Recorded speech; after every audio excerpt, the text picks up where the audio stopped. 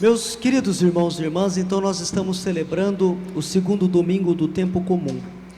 Este tempo tem como finalidade nos ajudar a pensar que o Senhor está presente nos momentos estáveis da nossa vida. Deus se esconde e se revela no nosso cotidiano. Deus está sempre conosco. E nós contemplamos pelo olhar da liturgia de hoje, os textos que nós ouvimos, sobretudo o Evangelho, nós contemplamos ainda em paralelo com a Epifania do Senhor. Vocês se recordam que há 2 domingos atrás nós celebrávamos uma solenidade chamada Epifania do Senhor, a manifestação gloriosa de Jesus. Este Evangelho, ele continua nos falando sobre a Epifania, sobre a manifestação da glória de Jesus. Há 3 momentos desta Epifania. Quando os magos vão visitar Jesus, ali a glória de Jesus se revela. Quando Jesus é batizado no Jordão, Evangelho da semana passada, o céu se abre, a voz do Pai pronuncia a respeito de Jesus: este é meu Filho amado. Ali a glória de Jesus se revela. E hoje, no casamento, o primeiro sinal que Jesus realiza do seu poder, da sua bondade, mais uma vez, a glória de Jesus se revela. E para que Jesus revela a sua glória? Por que Jesus tem nos ajudado a pensar quem Ele é, o que Ele faz, a sua força, o seu poder? Para que nós creiamos nele. Vejam que é isso que São João fala hoje no finalzinho do Evangelho.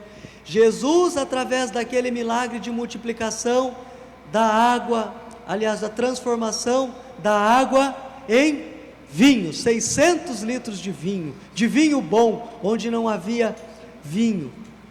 O texto diz, ali Jesus manifestou a sua glória e os seus discípulos creram nele.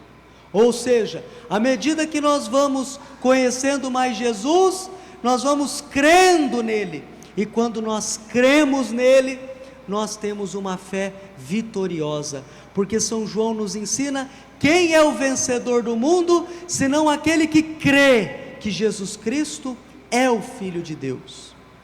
Portanto, nós possamos descobrir a glória de Jesus, e aquilo que o Salmo dizia, que aquele que contempla a glória de Jesus é capaz de ter algumas atitudes. Quais são as atitudes? Algumas das atitudes lá mencionadas no Salmo. Cantar um canto novo. Cantar é próprio de quem ama. Cantar é expressão de alegria. O Senhor coloca uma canção nos nossos lábios, ou seja, o Senhor devolve alegria para os nossos dias, quando nós depositamos nele a nossa confiança. O Salmo dizia que à medida que nós vamos conhecendo o Senhor, vendo a sua glória, crendo nele, nós podemos anunciar a sua salvação, testemunhar a sua salvação. Depois nos diz que nós adoramos no esplendor da sua santidade e chegamos a estremecer diante dele. Então vejam, nós estremecemos diante da glória de Deus, mas isso nos tira o medo que nos faz tremer diante de qualquer coisa. Quem estremece diante da glória de Deus, ou seja, sabe o tamanho do Deus a quem serve, já não treme diante de qualquer problema, de qualquer situação. Estremece diante da glória de Deus, mas recebe a força do alto para enfrentar as tantas situações da vida. Então, tudo isso nós somos convidados a pensar através da liturgia. E nós somos reconduzidos a uma certeza: nós somos o povo da aliança, nós somos o povo escolhido por Deus, nós somos a alegria de Deus. Tanto a primeira leitura quanto o Evangelho nos falam de um casamento. A primeira leitura, Deus promete através do profeta Isaías que ele vai desposar, ou seja, vai se casar com Jerusalém, e ela será a sua alegria. Por isso que ele termina dizendo: como a esposa é a alegria do marido. Não sei se é verdade isso, mas o texto imagina que a esposa seja a alegria. É verdade? Então tá bom. Então o texto diz: como a esposa é a alegria do marido, serás assim a alegria do teu Deus. Ou seja, parece que Deus é mostrado, é manifesto como um homem apaixonado pela sua pretendente, e que também tem uma pretendente que o ama, e este é um convite a uma comunhão íntima, profunda entre a nossa alma e Deus, entre nós e o Senhor. Então nós temos esta proposta. A ação prodigiosa de Jesus presente naquele casamento, a segunda imagem de casamento, além da primeira leitura, a ação prodigiosa de Jesus, ou seja, ele estar ali, ser convidado, fazer um milagre, nos fala deste outro casamento, este casamento, esta união entre Deus e o povo. E agora, entendendo isso, Jesus já não é mais um mero convidado, Jesus é o noivo, Jesus é o noivo. Então, ele vem estabelecer esta união plena e perfeita entre Deus e o ser humano. Então, diante de Jesus, ao estarmos ante o seu altar, onde se renova a aliança, veja se não é uma imagem de um casamento. Quando duas pessoas se casam, o que elas começam a portar no seu dedo? Uma aliança, sinal de um amor, sinal de um compromisso.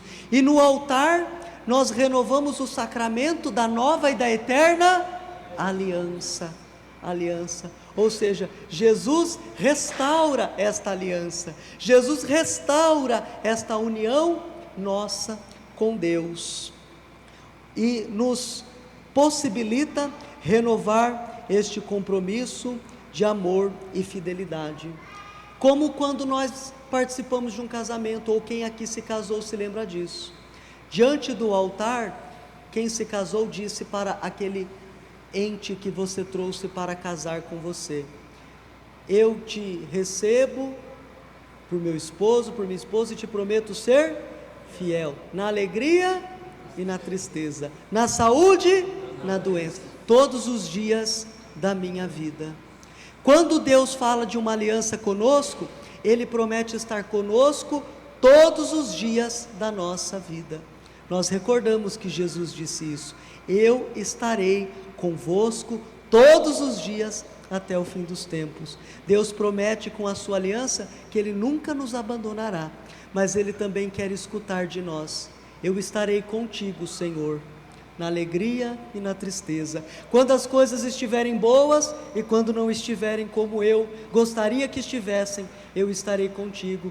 Eu estarei contigo, Senhor, na saúde e na doença, ou seja, gozando de plena vitalidade, eu estou aqui na presença de Deus. Mas se um dia o destino nos impor uma condição que nós estejamos numa cama, só tendo condição de respirar, que a nossa respiração seja um ato de devoção e de comunhão com Deus. Ou seja, eu estarei contigo, Senhor, todos os dias da minha vida, até o último dia da minha vida, para estar plenamente contigo no céu, estar eternamente contigo no céu. Eu prometo estar na tua presença todos os dias da minha vida. Isso é que significa fazer uma aliança com Deus, é perseverar na fé, é permanecer em Deus, é não se evadir da igreja, mesmo que nós passemos por situações contrárias e contraditórias, nós permanecemos na presença de Deus. A segunda leitura nos faz um belo incentivo a pensar que amar a Deus é se colocar a serviço. Quando você se casa com alguém, você se decide a se colocar a serviço deste alguém. Por isso que quem só quer se servir do outro, faz infeliz e se torna infeliz. E à medida que nós entendemos também que o nosso relacionamento com Deus é um relacionamento esponsal, ou seja, como de um homem e de uma mulher que se casam, nós entendemos que nós precisamos nos colocar a serviço. E a segunda leitura dizia que tem muita coisa para ser feita. Por isso que ela começava dizendo, a carta de São Paulo aos coríntios, não aos corintianos, né? Ontem eu fui fazer um casamento e disseram lá, leitura da carta de São Paulo aos Coríntios, né? Não é nem aos Coríntios e nem aos corintianos, é aos coríntios, ou seja, os cidadãos de Corinto, né? E o que São Paulo está dizendo? Ele começa dizendo, há uma diversidade de dons, mas um é o mesmo Espírito. Há uma diversidade de serviços, mas um mesmo é o Senhor Jesus. Há uma diversidade de atividades, mas um mesmo é o Deus.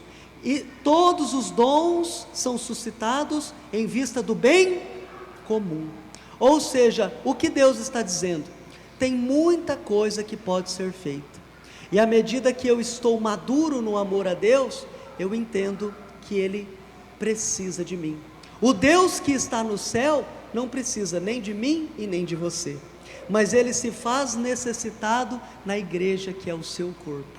Deus se faz necessitado, Ele se faz precisar de nós.